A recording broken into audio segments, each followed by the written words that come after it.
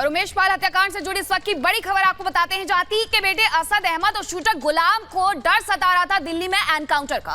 असद अपने पास हमेशा 3 से 4 हथियार रखता था। स्पेशल सेल के सूत्रों के मुताबिक माने तो असद अहमद हथियार समेत शूटर गुलाम के साथ फरार हुआ है। दिल्ली में असद ने कभी मोबाइल फोन का इस्तेमाल नहीं किया। मददगार साथियों से फोन पर बात करता था, लेकिन किसी और के फोन से बात करता था। ये तमाम चीजें स्पेशल सूत्रों, जो स्पेशल सेल है, उनके सूत्रों के हवाले से बता रहे हैं आपको कि किस तरीके से यहां पर असद को अपने एनकाउंटर का डर दिल्ली में सता रहा था और 3 से 4 हथियार वो अपने साथ रखता था। और इतना ही नहीं, फोन का इस्तेमाल उसने दिल्ली में रहते हुए एक भी बार नहीं किया है। अगर किसी से उसे बातचीत करनी होती थी तो अपने दोस्तों के फोन से वो बात करता था। तो उमेश पाल हत्याकांड मामले में अतीक का बेटा असद भी आरोपी है, उसको भी नामजद किया गया है। लेकिन इस सब के बीच असद लगातार फरार चल रहा है। पुलिस उसको तलाश रही है, जगह जगह दबिश दी जा रही है। लेकिन अब बड़ी खबर यह है कि असद की जो दुल्हनिया है उसका भी इस पूरे मामले में रोल रहा है। सवाल यह है कि आखिर असद की ये दुल्हनिया है कौन। आइए इस रिपोर्ट के जरिए आपको दिखाते हैं कि असद की कौन सी दुल्हनिया है जिसको भी आरोपी पुलिस ने बनाया। अब उसकी भी तलाश की जा रही है।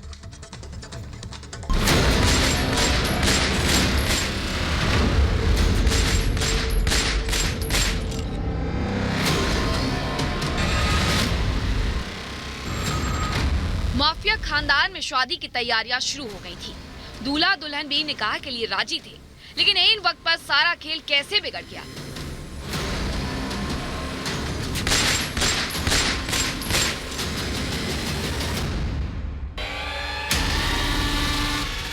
यहाँ बात डॉन अतीक के बेटे असद की हो रही है। उमेश पाल के मर्डर से डॉन अतीक ने अपने बेटे असद को लॉन्च कर दिया, लेकिन कहा जा रहा है कि छोटे डॉन के डेब्यू में उसकी होने वाली दुल्हनिया का भी अहम रोल है। सूत्रों के मुताबिक अतीक ने हत्या की जो स्क्रिप्ट लिखी थी उसमें बेटे असद के साथ उसकी होने वाली बेगम का किरदार भी पहले से तय था। मतलब उमेश की हत्या में असद और उसकी दुल्हनिया दोनों शामिल थे।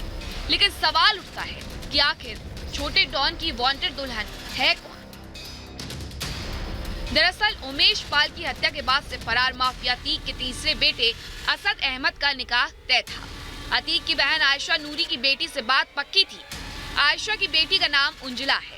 खबर है कि पिछले साल असद उंजुला की सगाई हुई थी और अब दोनों के निकाह की तैयारियां चल रही थी। लेकिन असद ने उमेश की हत्या कर दी और निकाह पर ब्रेक लग गया। उमेश पाल के मर्डर के बाद से असद अहमद फरार है। आयशा नूरी की बेटी उंजुला का भी कोई अता पता नहीं। तो क्या इसका मतलब ये है कि उंजुला भी इस वक्त असद के साथ है?